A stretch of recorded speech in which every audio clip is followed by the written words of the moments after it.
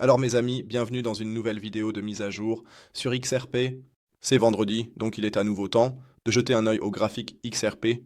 Voyons ce qui s'est passé depuis la semaine dernière, comment les positions ont pu évoluer et ce qu'il y a de nouveau ici.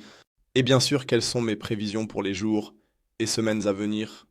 Donc restez avec nous jusqu'à la fin. Avant de commencer cependant, n'hésitez pas à mettre un pouce bleu à la vidéo, abonnez-vous à la chaîne si ce n'est pas déjà fait, et bien sûr, rejoignez le groupe gratuit sur Telegram et Signal.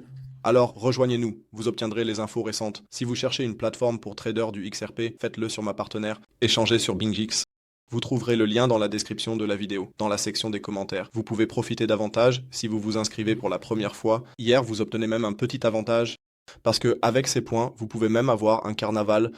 Pour chaque 1000 dollars de volume de trading, vous obtenez 1,5 points que vous pourrez ensuite échanger contre des prix sympas, des fonds d'essai ou même des bons de tokens.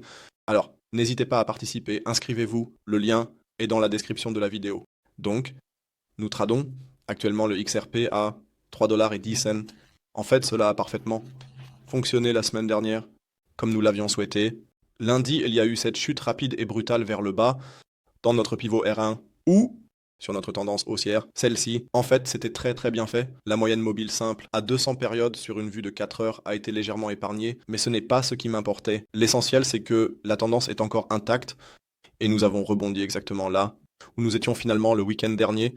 Donc le graphique du XRP est en fait complètement gelé depuis quelques jours. Si nous mettons de côté ce petit dump ici, avec la reshape recovery, le graphique semble gelé. Donc pas de nouvel impact, pas de nouvelle. Tout le monde attend de voir si éventuellement le XRP sera utilisé comme réserve d'État, sera listé ou sera listé avec d'autres, tandis que le XRP continue. Ou Ripple continue à vendre des tokens, ou encore une fois, je crois qu'ils ont envoyé 10 millions. Il ne se passe tout simplement pas grand-chose.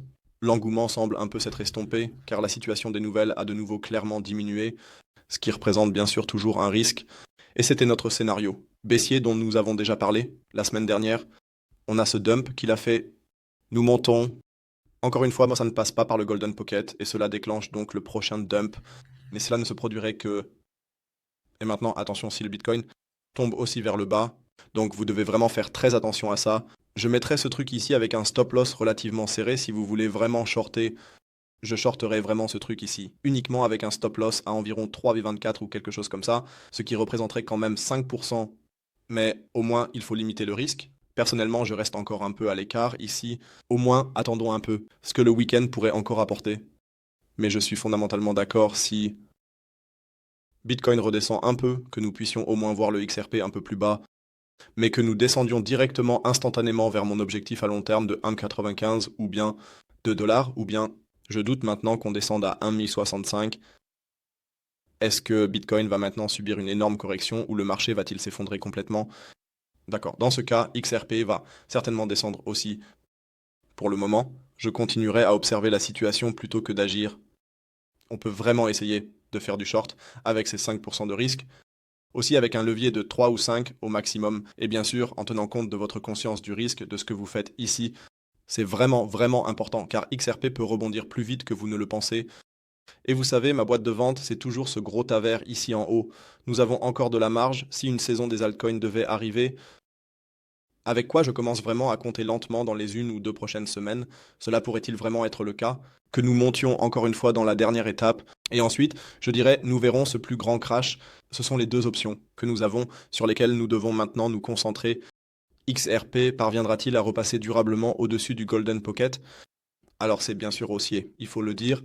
Sinon, ça devient vraiment un peu serré ici. À mon avis, sans nouvelles significatives. Sinon, en regardant le daily, nous continuons aussi à observer le RSI de très près, très haut. Bien sûr, avec cette divergence baissière, tout indique plutôt une vente tôt ou tard. Donc ici aussi, il faut agir avec prudence. Cela indique en fait, comme je l'ai dit, que c'est plutôt en faveur du short. Au lieu de continuer à faire du long, je limiterai le short et je ne le laisserai pas ouvert. Parce que vous savez, XRP peut toujours grimper très rapidement. N'hésitez pas à partager votre avis dans les commentaires, ce que vous en pensez. En ce moment, avec le XRP, vous dites OK, en marge ou non, je suis toujours long. Écrivez-le en bas, sinon je dirais que c'est tout de ma part. Je vous souhaite une belle journée. Prenez soin de vous. À la prochaine vidéo. Et oui, au revoir. Et comme toujours, restez crypto.